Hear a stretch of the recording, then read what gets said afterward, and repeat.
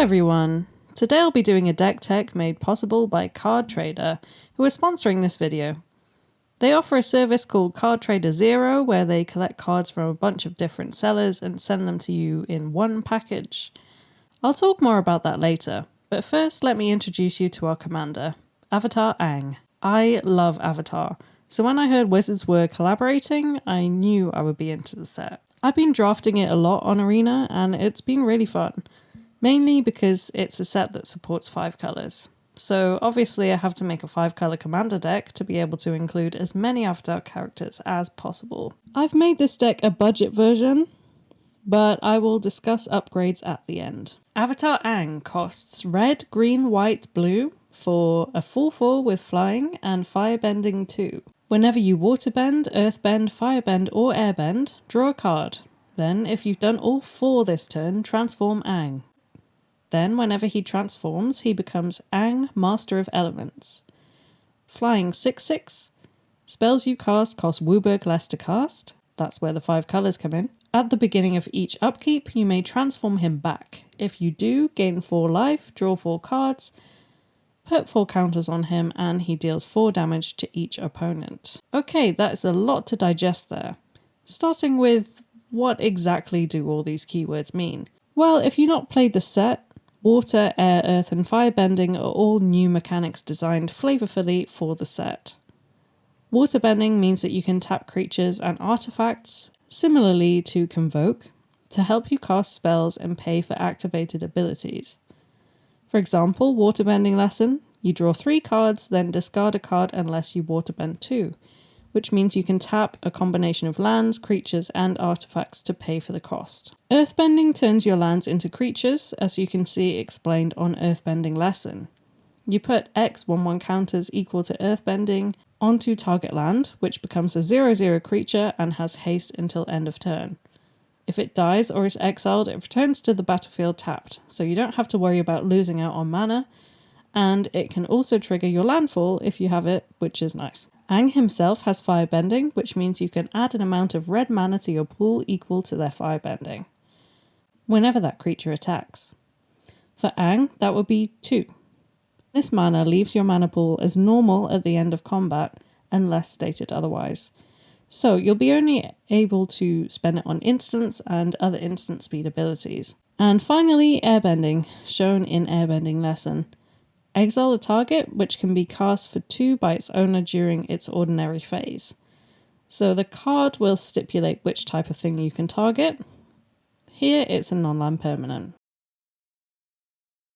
So, Aang wants you to do all these things in the same turn.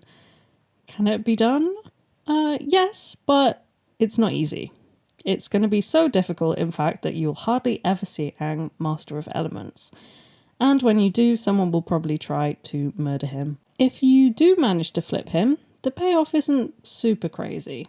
Don't get me wrong, free mana is good, but you do still need to have other game-winning cards in hand to benefit from it. And if you decide to flip him back, you'll get a little bag of treats, including some life, cards, counters, and damage. And that's probably the best course of action, because the best part of the card for most of the game is probably going to be drawing you cards. It's simple. You do some bending, you get a card. It's consistent. If you do manage to get a board state where you're able to do all 4 in a turn, you're probably already winning. Thankfully, he does have firebending already, so he does help you on the way to achieving that. And flying gives him evasion, so hopefully you'll be able to attack someone most turns, generating that 2 mana. I decided to keep the whole deck just to Avatar cards. Obviously there are other cards that will work well in the deck, but given that there are so many cool and flavorful cards in the set, I think we have more than enough to choose from. At the time of recording, the whole deck on Card Trader was about £60 with Card Trader Zero, or $145 direct from sellers. So what is Card Trader Zero exactly? Well, it's designed to help you avoid customs charges and multiple shipping fees, as well as saving you the hassle of disputing problems directly with sellers. With other card websites or eBay, for example, you might end up with 20 different sellers for the 20 cards you need, which means each one you have to keep track of, confirm the receipt, and report it if it's not in the condition you expected or doesn't arrive at all. This can be a massive pain in the ass and a bunch of admin you don't really need. So if you decide to go with Card Trader Zero, the shippers send the cards to the Card Trader warehouse. The cards are inspected and held until every card has reached them, to be sent to you in a single shipment. The shipping cost is based on your region, so mine was around £20. But compared to the non-zero service, that's still saving me a fair amount of money. Maybe you're thinking, wow, that's going to take ages to get to me. Yes, you might have to wait a few weeks for all the cards to get to the warehouse and be inspected. Personally, I don't mind waiting if I'm saving that much money.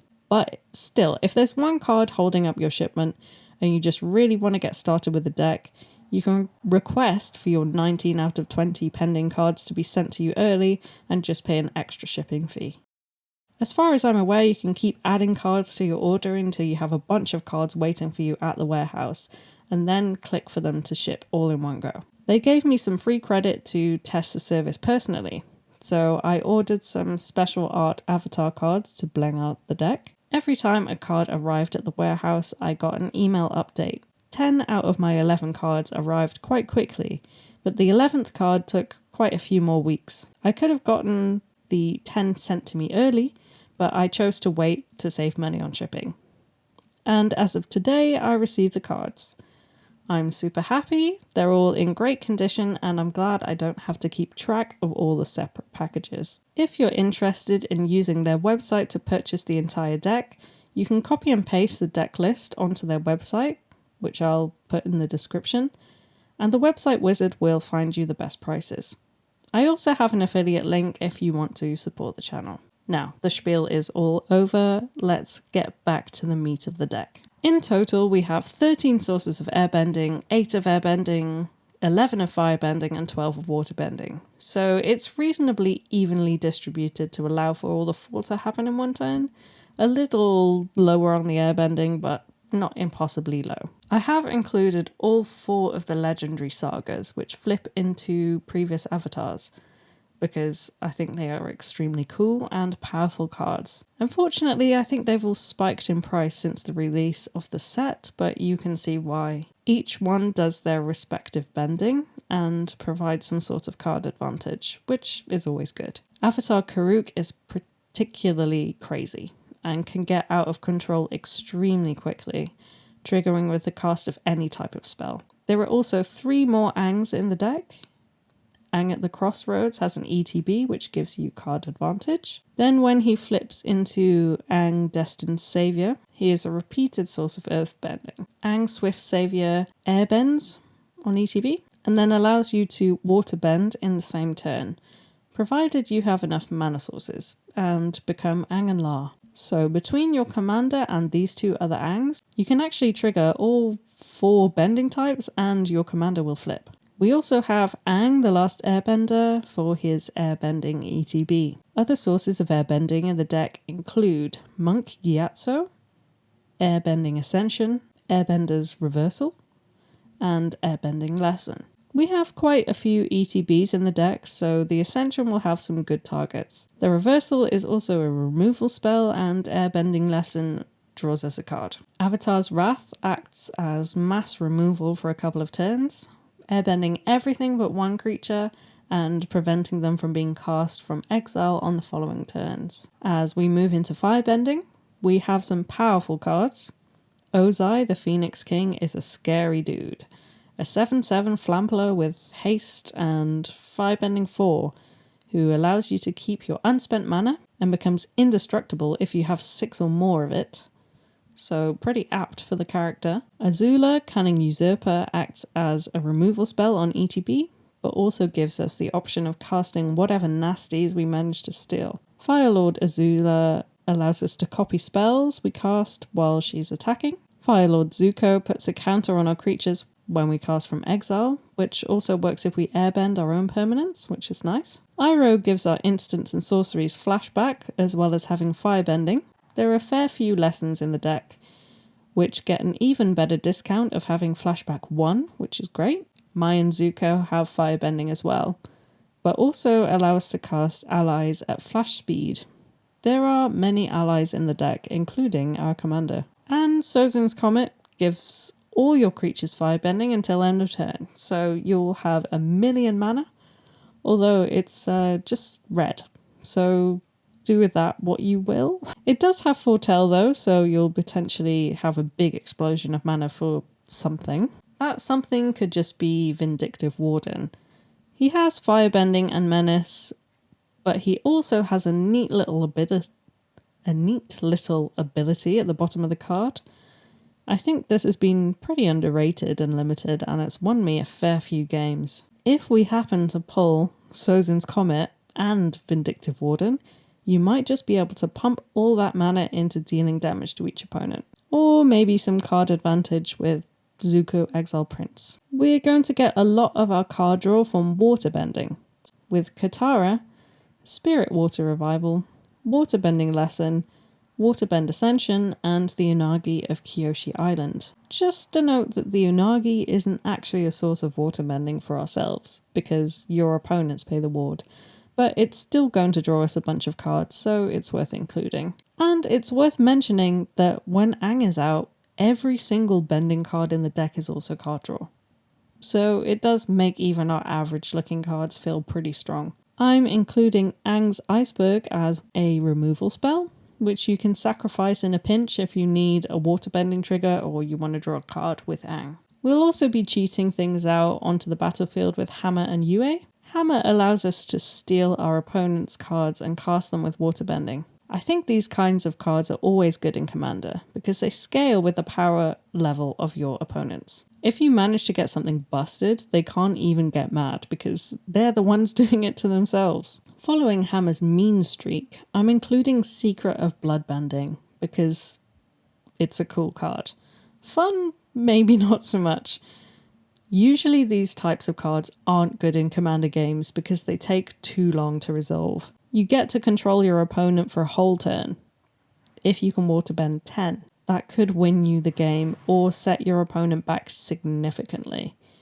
You can do all manner of horrendous things to them, like casting their kill spells on their own creatures, making them attack into bad trades, wasting their resources like sacking all their treasures. I mean, it's not going to win you any friends for sure.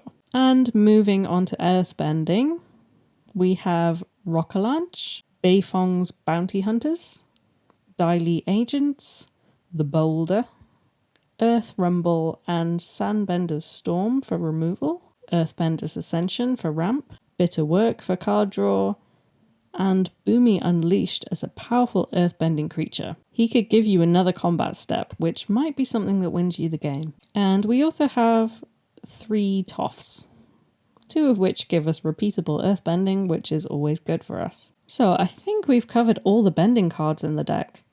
Additional sources of card draw include Accumulate Wisdom and Abandon Attachments. Some reprints allow us to include Commander staples like Arcane Signet, Soul Ring, and Swiftfoot Boots. Bender's Waterskin I think is going to become a staple in Commander, because yes, it's a 3-mana rock, but it untaps during every turn.